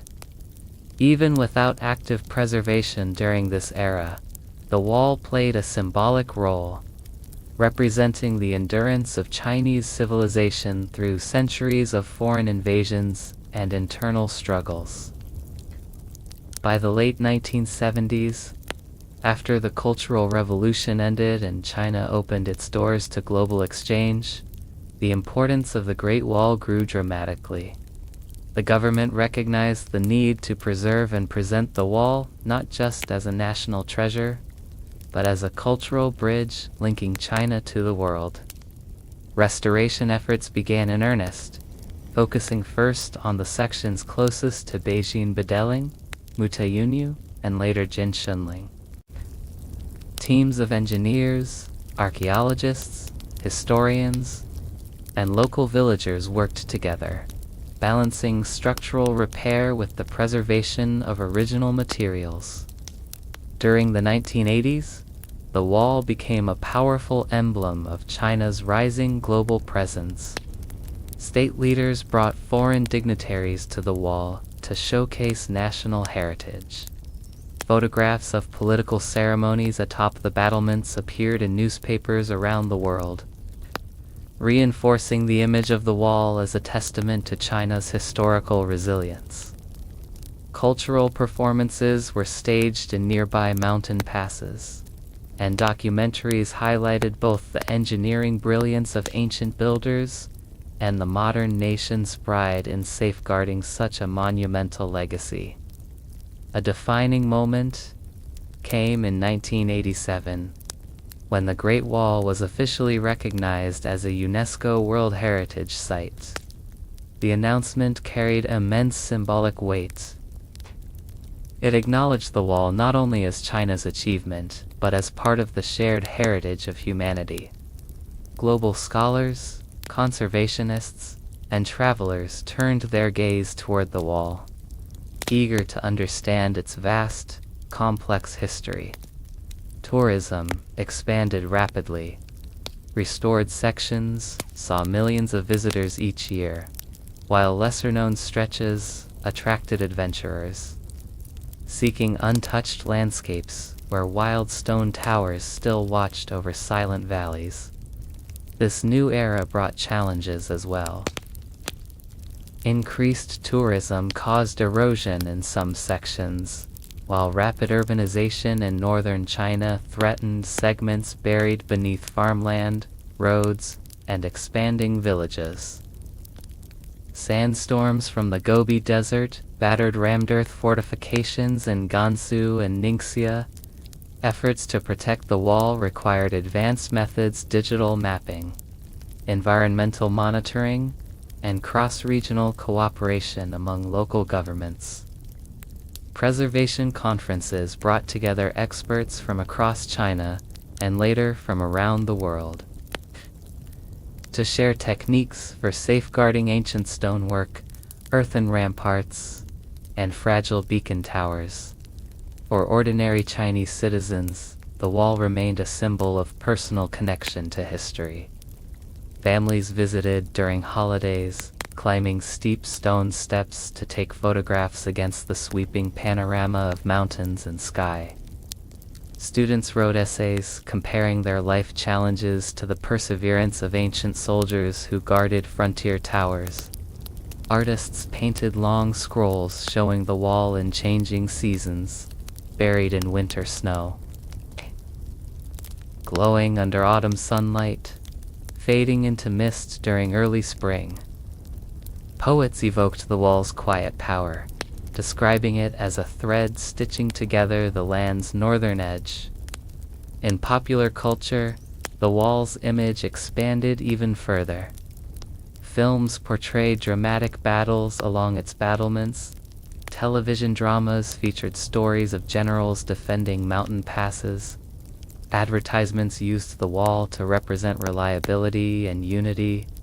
International media, too, embraced the wall as a symbol of China's cultural depth, often portraying it as a place where ancient traditions met the rising energy of modern cities. The early 21st century saw ambitious technological projects focused on documenting the wall's full length. Drones, satellite imagery, and 3D scanning revealed details never before recorded.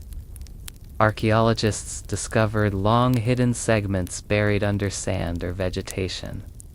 These findings reshaped scholarly understanding of the wall, emphasizing its diversity, sometimes stone, sometimes earth, sometimes brick, sometimes towering and formidable, sometimes no more than a weathered ridge marking a long-forgotten frontier. Through all these developments, the wall's role in China's national identity remained profound. It represented unity during periods of division, resilience during times of hardship, and a shared memory connecting people across provinces, languages, and traditions. Even in moments of national difficulty, natural disasters, economic crises, or global tensions, the wall remained a mental anchor, a reminder that China had endured countless struggles and continued to rise again. Today, as China participates in global cultural exchange, the wall serves as a symbol not only of protection and endurance, but of openness. Millions of international travelers walk its battlements beside Chinese families. Students from around the world study its construction methods and historical significance. Conservation experts collaborate across borders to preserve its legacy for future generations. The Great Wall stands as a silent witness to changing eras, stretching across time as surely as it stretches across mountains. It embodies the continuity of a civilization that has navigated war and peace, isolation and connection, decline and rejuvenation. In modern China, the wall is more than a remnant of ancient dynasties. It is a living part of national identity, a bridge between past and future, and a reminder that human effort can shape both landscapes and destiny. In the early 21st century, the Great Wall entered a new phase of global visibility, one shaped not only by history and national pride, but by the movement of millions of travelers, environmental pressures, and international collaboration. As China's cities expanded and modern transportation networks reached remote regions, the wall, once a distant frontier line, became accessible to people from every corner of the world. This shift transformed the relationship between the wall and humanity, turning it into a meeting ground of cultures, technologies, and shared responsibilities. By the early 2000s, tourism to the Great Wall had grown into one of the largest heritage-based travel flows on the planet. Popular sections such as Beidling and Mutinu welcomed millions of visitors each year. Tour buses filled the mountain highways at dawn. Vendors set up stalls selling calligraphy, tea, and miniature stone towers. Newly built cable cars carried visitors to high peaks where they could gaze across miles of winding battlements. For many families, climbing the wall became a rite of passage, an experience that connected personal life stories with the vast timeline of Chinese civilization. The rise in international tourism brought new layers of meaning to the wall. Visitors from across Europe, North America, Africa, and Asia walked its battlements with a mixture of awe and humility. School groups traveled from distant countries to study engineering methods used over 2,000 years ago. Photographers came seeking the perfect sunrise angle from crumbling mountain watchtowers. Travelers posted millions of images online, transforming the wall into one of the most recognizable landmarks in digital culture. As global exposure increased, so did curiosity. People wanted not only to see the wall, but to understand the history of the dynasties, laborers, soldiers, and villagers who had shaped it.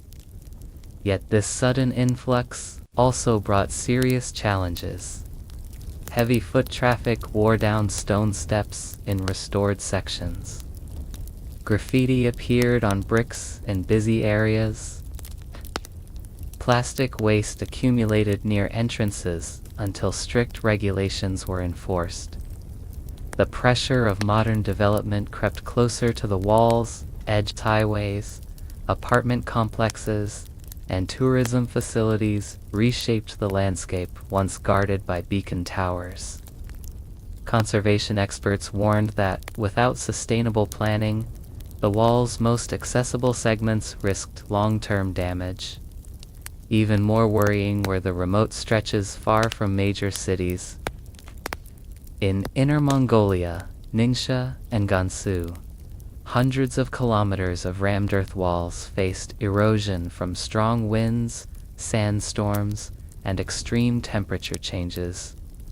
Some sections, already weakened by centuries of weathering, crumbled faster than ever as climate conditions intensified. Locals reported entire layers collapsing after heavy rainstorms.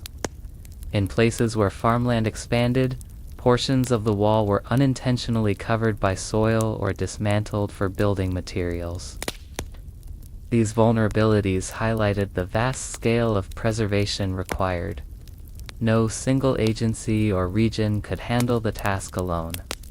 As a response, China launched extensive conservation programs in the 2000s and 2010s. Specialists surveyed thousands of kilometers using drones, digital mapping, and ground-penetrating technology. Restoration guidelines were rewritten to emphasize authenticity over visual perfection, ensuring that historical layers remained intact. Local villagers were trained as community guardians, tasked with reporting damage and preventing unauthorized construction. In remote areas, protective fencing, drainage systems, and wind barriers were installed to shield fragile earthen segments from erosion. International collaboration became crucial. Scholars from Italy, France, Japan, and the United States worked alongside Chinese experts to study ancient materials and develop new conservation techniques. Joint conferences explored how climate change would affect long-term preservation. UNESCO teams visited multiple regions documenting conditions and offering support for sustainable heritage management. These global partnerships transformed the wall into a shared responsibility and international symbol of cultural unity, rather than just national heritage. At the same time, the wall took on new roles in cultural exchange. Marathon runners from dozens of countries participated in the Great Wall Marathon, racing along mountain ridges that once echoed with military footsteps.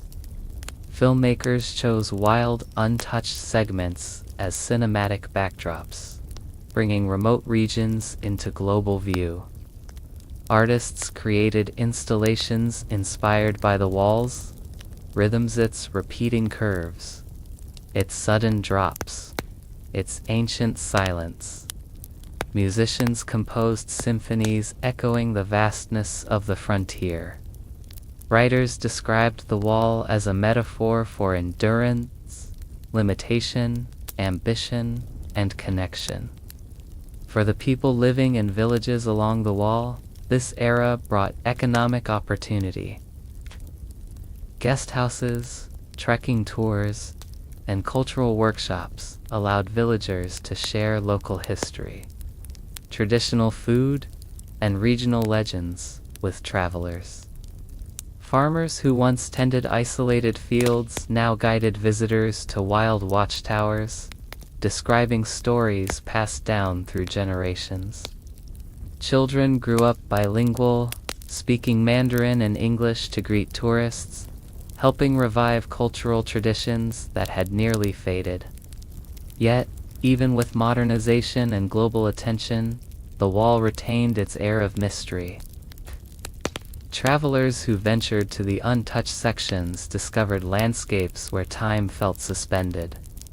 Crumbling watchtowers filled with grass, ancient bricks warmed by sunlight, narrow paths cut by forgotten footsteps. In these quiet places, the wall seemed less like a monument and more like a living organism stretching across mountains, breathing with the land itself. The balance between protection and accessibility remained delicate. Conservationists continued to debate how much restoration was appropriate, too little, and the wall would vanish. Too much, and its historical soul would be lost. The challenge became finding harmony between preservation and experience, between ancient integrity and modern curiosity. Through these evolving relationships, tourism, conservation, cultural exchange, environmental struggle, the Great Wall became a global mirror. It reflected humanity's desire to protect the past, explore the unknown, and connect across cultures. It also revealed the fragility of even the greatest human achievements, reminding the world that monuments endure only through collective care. Today, the wall stands as both ancient and modern, local and global. It continues to inspire scientists, artists, travelers, and citizens across continents. It invites reflection on history's vastness and humanity's shared responsibility. And as the world changes, the wall remains steady, enduring, watching, welcoming its presence, stretching across mountains and memory, linking generations yet to come. In the 21st century, the Great Wall entered a new era of understanding, not through legends or military history, but through scientific breakthroughs, archaeological discoveries, and advanced technologies that reveal details hidden for centuries. What scholars once believed to be a single, continuous defense line gradually transformed into a vast, interconnected system whose complexity far exceeded earlier assumptions. Each new discovery deepened the wall's mystery, expanding its story beyond the boundaries of dynasties and geography. As research technology progressed, archaeologists turned to tools far more sophisticated than traditional excavation. Satellite imaging, drone photography, infrared scanning, and digital 3D modeling became essential instruments. These technologies allowed experts to explore remote regions that were previously unreachable: mountain ridges swept by high winds, deserts where shifting sands buried ancient structures, and valleys cut off by rugged terrain. Through these methods, researchers uncovered forgotten segments, collapsed towers, and defensive trenches stretching across landscapes once thought empty. Satellite data from the early 2000s revealed long stretches of rimmed earth walls in Gansu and Ningxia, hidden beneath layers of sand. These findings pushed the known western boundary of the wall farther into the desert, proving that earlier maps had documented only a fraction of its full extent. Digital elevation models highlighted shadowy ridges that turned out to be remnants of beacon towers, suggesting that communication networks extended even farther than written records described. In some areas, faint lines on satellite images corresponded to ancient patrol paths used by soldiers more than 2,000 years ago. Drones played a crucial role in documenting fragile sections. They flew over steep mountain cliffs in Hebei and Shanxi, capturing high-resolution images of stone battlements at risk of collapse. Archaeologists stitched these images together into detailed 3D maps, revealing cracks, erosion patterns, and structural weaknesses invisible from the ground. This allowed preservation teams to create targeted repair strategies, reinforcing vulnerable segments without damaging original materials. One of the most extraordinary breakthroughs came from ground-penetrating radar. By sending signals deep beneath the soil, scientists discovered buried foundations of watchtowers and fortresses that had disappeared under vegetation or agricultural development. In several regions, radar scans exposed ancient military camps, storage rooms, and water channels used to support troops stationed along the frontier. These findings reshaped historical understanding, proving that the Great Wall was not simply a wall, it was a fully functioning ecosystem of military life. Archaeologists uncovered artifacts that offered intimate glimpses into everyday existence. Broken arrowheads, leather scraps, ceramic bowls, forged nails, burned firewood, and ink-marked bamboo slips revealed stories of soldiers writing letters to families far away, craftsmen repairing armor, and officers recording patrol schedules. Footprints preserved in dried clay near watchtowers suggested children once lived near military settlements, hinting at family life along remote stretches. These discoveries transformed historical narratives, showing that the wall was not only a military barrier but a community environment shaped by resilience and adaptation. Environmental scientists studied the geological and climatic forces that influenced the wall's construction and decay. They analyzed soil composition to understand why certain dynasties chose earth instead of stone. They tracked desertification patterns to explain why some segments collapsed while others survived. Wind simulations revealed how storms in the Gobi Desert gradually eroded earthen ramparts, giving preservationists new insights into protective measures.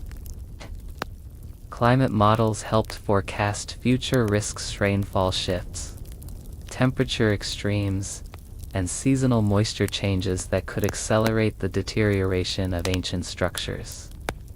Technology also transformed historical interpretation. Researchers developed virtual reconstructions of the wall during different dynasties: the Qin, Han, Northern Wei, Sui Tang, and Ming eras, each with its own architectural style, materials, and strategic design. These digital models allowed scholars to visualize troop movements, signal systems, and defensive strategies once used to monitor nomadic incursions. Virtual simulations recreated night watch routines, beacon fire communication lines, and supply transport routes. Students and visitors could wear VR headsets and walk through ancient fortresses reconstructed with extraordinary accuracy. One unexpected discovery emerged from climate science. Ancient wooden beams preserved in cold, dry regions contained trireme data that revealed rainfall patterns from 2,000 years ago. These patterns matched historical records describing periods of famine, migration, and warfare. The tree rings helped explain why certain dynasties strengthened the wall during specific eras, often in response to ecological shifts that affected nomadic movements across the northern frontier. In this way, the wall became a historical climate archive, preserving evidence of past environmental change. Artificial intelligence brought another revolution. Machine learning algorithms analyzed thousands of satellite images to identify unknown segments of the wall automatically.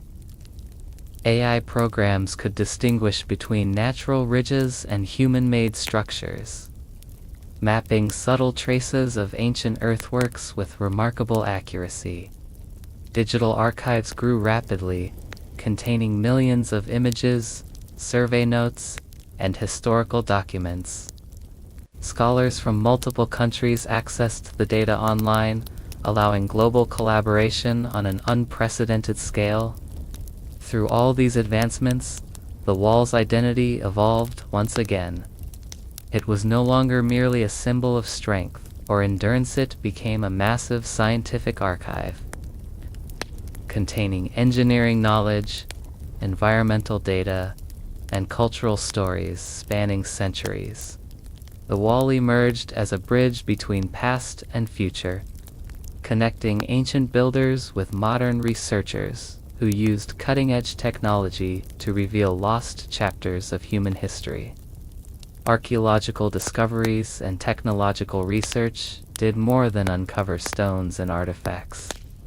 They restored voices long forgotten. They revealed the scale of human effort required to build such an enormous structure, the ingenuity of engineers who shaped it, and the resilience of frontier communities who lived in its shadow. As the world advanced technologically, The Great Wall stood as a reminder that, even in an age of satellites and algorithms, humanity continues to learn from the wisdom embedded in ancient landscapes. Today, each new discovery, whether a forgotten watchtower, a buried fortress, or a climate clue preserved in ancient timber rods, another thread to the wall's vast tapestry. And as long as technology evolves, the Great Wall will continue revealing secrets hidden beneath stone, earth, sand, and memory. The Great Wall has long transcended its physical presence, entering the realms of literature and poetry. As a powerful symbol of human aspiration, endurance, and the passage of time, from classical Chinese poets to contemporary writers, the wall has served as both literal and metaphorical landscape, an enduring icon against which stories of strength, separation, and permanence are told.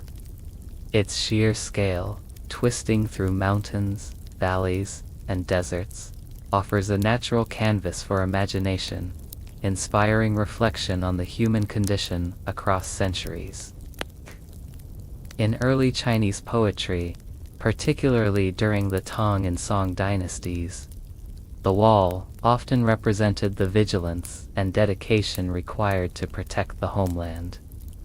Poets wrote of soldiers stationed along its battlements, their solitude mirrored by the endless stones stretching into the horizon. One recurring motif was the tension between the wall as a line of defense and the loneliness it imposed on those who guarded it. The wall became more than a military structure. It was a metaphor for the human experience of endurance under isolation. Writers compared its unmoving stones to the steadfastness of moral resolve, linking the landscape of the frontier with the internal landscapes of courage, duty, and longing. The symbolism of distance emerged strongly in classical works. The wall, winding across vast and often inhospitable terrain, naturally evoked feelings of separation between soldiers and their families, between cities and nomadic frontiers, and between the present and the distant past. Poets used the wall to reflect on emotional or psychological barriers, the longing for loved ones, the frustration of unattainable goals, and the melancholy of exile. Its imposing form, seen from a distance, often symbolized both protection and alienation. In this way, the wall bridged tangible geography and abstract human emotion, turning stone and earth into metaphors for separation and longing. Permanence, perhaps more than any other quality, dominates literary representations of the wall. Unlike rivers that change course, or trees that fall with storms, the wall endures. Poets and writers drew on this permanence to comment on the resilience of civilization, human creativity, and the passage of history. Even when dynasties fell, or when invaders breached its gates, the wall remained a silent witness to triumph and disaster alike. Its enduring presence suggested that while individual lives and governments might vanish, collective effort and cultural achievement could survive the test of time. Literary works often juxtaposed human fragility with the wall's solidity, producing powerful meditations on mortality, memory, and continuity. During the Ming Dynasty, the wall became a frequent symbol in stories of heroism and sacrifice. Chronicles, ballads, and folk tales depicted soldiers climbing steep watchtowers, sending messages across vast distances, or sacrificing comfort for duty. The wall represented a challenge, a structure to be overcome in moments of adversity, while simultaneously serving as a protective embrace. Reuters emphasized the interplay between human struggle and architectural endurance, transforming the wall into a living metaphor. It was at once a measure of strength and a witness to vulnerability. In modern literature, the Great Wall continues to inspire both Chinese and international authors. Novels, short stories, and poems explore the wall's symbolic power, often linking it with broader themes such as national identity, memory, and the tension between tradition and modernity. Some contemporary writers portray the wall as a testament to collective effort, reflecting on the labor of countless unnamed workers whose stories were rarely recorded in official histories. Others evoke the wall as a spiritual or philosophical boundary, representing limits, thresholds, and transitions moments where human ambition confronts nature's vastness. Poets also focus on the wall's aesthetic qualities, its curves along jagged mountain ridges, the rhythm of its towers and steps, and its blending with the surrounding landscape make it a source of visual poetry. Descriptions of the wall winding into misty valleys or silhouetted against rising or setting suns are frequent motifs. These images serve as symbols of endurance, emphasizing how human creativity can integrate with, rather than dominate, natural forces. The walls, stones, weathered by centuries of wind, rain, and frost, evoke a sense of permanence tempered by natural decay, a duality often explored in literary metaphor. International writers and poets, inspired by travel and exploration, have also embraced the wall's symbolic potential. For some, it represents human ambition and the desire to conquer limits. For others, it embodies isolation, the imposition of boundaries, or the persistence of memory across time. In translation and adaptation, the wall becomes a universal metaphor, linking human endurance across cultures while maintaining its distinctly Chinese identity. Ultimately, literature and poetry transformed the Great Wall from an architectural feat into a living symbol. Its strength, its daunting distance, and its permanence resonate through the ages, inspiring reflection on resilience, separation, and legacy. Each verse, story, and narrative adds a layer of meaning, making the wall not only a monument of stone but a monument of human thought, emotion, and imagination. Through literature, the wall endures in minds and hearts as powerfully as it endures across mountains, valleys, and deserts, reminding humanity that some creations, both physical and symbolic, transcend time itself.